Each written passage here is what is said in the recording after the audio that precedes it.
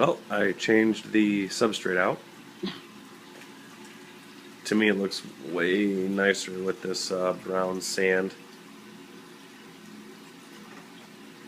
Just with the way the background is and all the rocks and fake rock and plants, I really like this brown sand a lot better. And it hides all the debris and waste. Excuse me. This is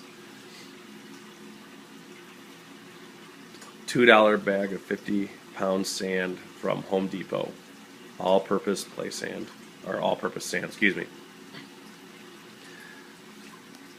It is working so far so good.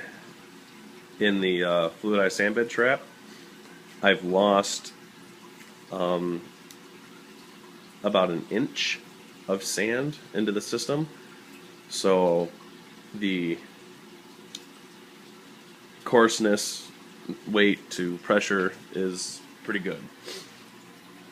I'm sure I will continue to lose a little more, but it's slow, which means it should stop soon.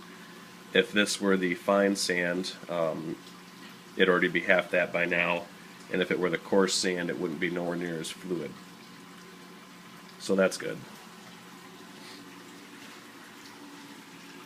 And then I happened to like the color, and I knew the color would hide the any type of debris or waste.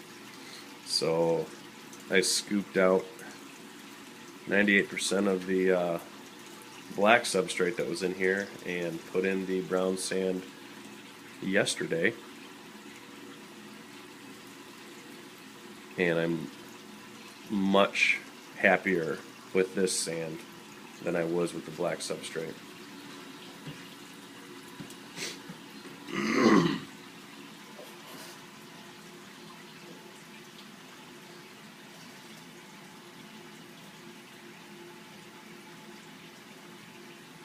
My red-eared slider does not seem to like the basking area.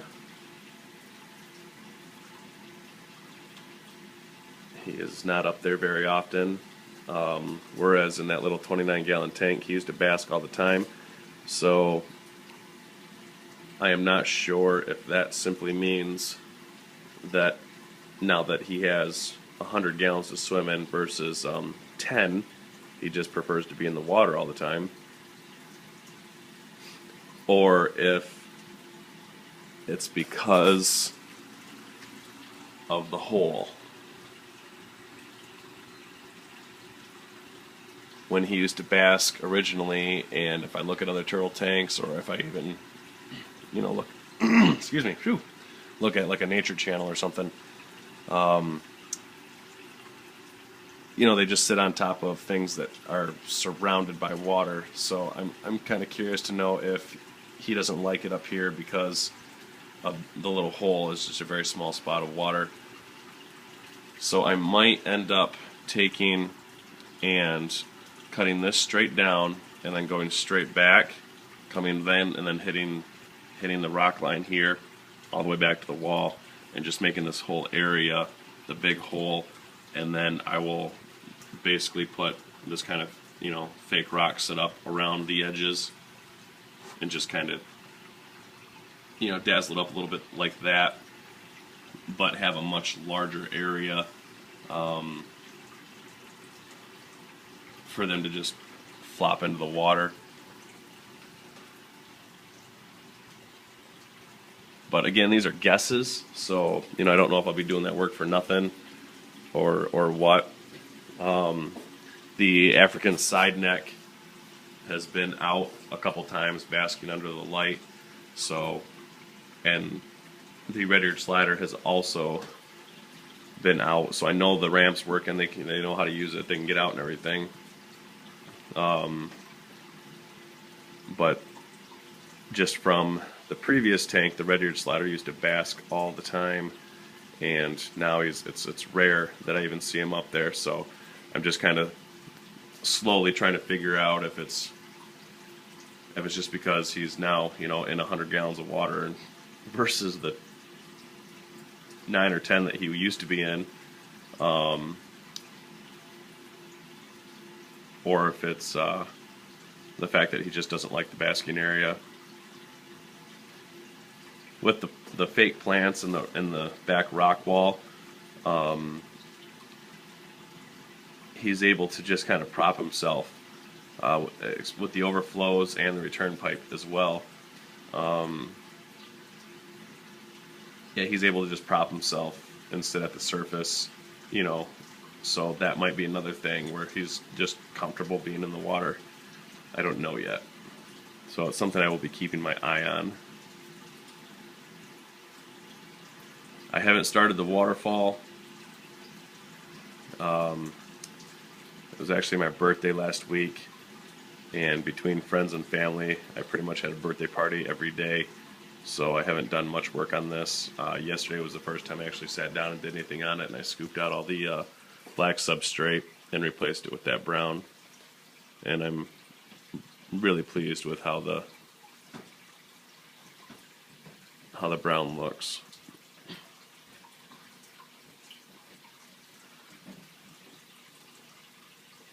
Plants are growing. Plants are slowly moving towards out of the water straight up, getting stiffer. That means that these two T8 LED tubes that I have blasting down on them are providing enough light, so I'm happy to know that. And of course, as you can see, I still haven't got any coldness or biomedia in my biomedia trap, so that's still not. And I'm basically waiting, as I said in a previous video, for a buddy of mine to decide whether or not he wants to go on a box with me of the media. So I'm not in a big hurry to put it in there, and I'll just wait for him to make the choice.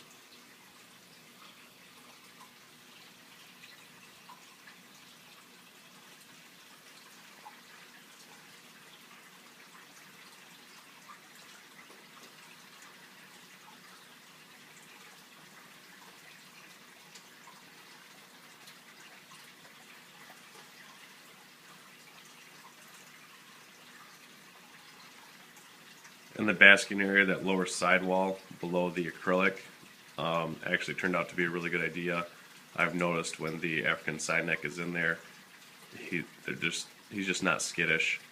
Even when the couple times the red-eared slatter's been up there, it blocks their view of the room and of any activities going on in the room. So they're just less nervous, less spooked all the time. So that ended up, what I did there just to save myself a couple bucks ended up being a very practical decision. So happy about that.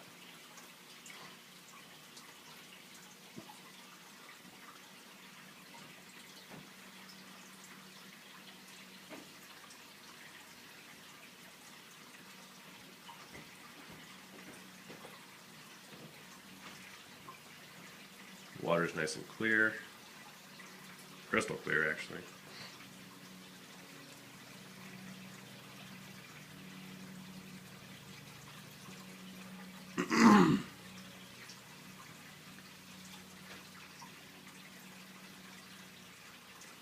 So there it is. I'm happy to report things are moving slowly.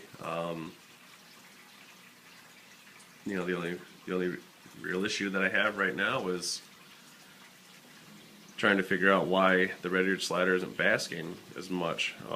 If that's okay to have that happen, or if I need to figure that out. He doesn't seem to be in any real distress or unhappy, so I'm not 100% certain, but I will be definitely keeping my eye on it. Oh, another thing I almost forgot is the sand trap. Whoops. The sand trap with that U that I put in the pipes, or the rectangle, however you want to call it, with all the holes that I cut to give it that almost 100% fluidization along the surface there, it does not like to self-start the entire thing. It'll self-start enough that I don't have to worry about a power outage, but basically, with the large amount of holes throughout the system, it will kind of go to the weakest link, the weakest part in the sand, and just start that. And then the other pipe will kick in and follow the U and go to that same spot. It's kind of humorous, actually. When I kicked it off to change the substrate yesterday and kicked it back on, and the very back side was just erupting all over the place, and both pipes were draining, but the one closest to us was going down and then going along the pipe on the bottom to the far side and spewing out with the water that was coming down from the far pipe. So it's not a huge deal because it will start, and which means it won't flood, but it's still something that I'll have to keep my eye on, because if it does happen, I'll have to reach my hand in there, swirl the sand around, and then it'll get going. So I'm not overly concerned with it, but that is worth mentioning. I don't feel that I'm going to put the air stone back in there to not have to worry about it. As I said, on a power outage, it'll still go and it won't flood or overfill, so I'm not worried about it.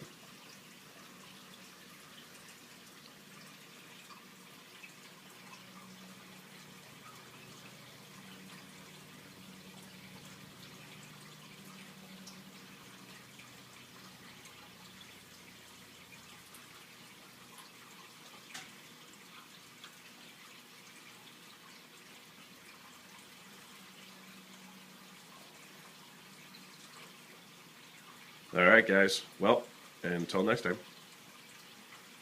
Hope everybody had a happy Mother's Day.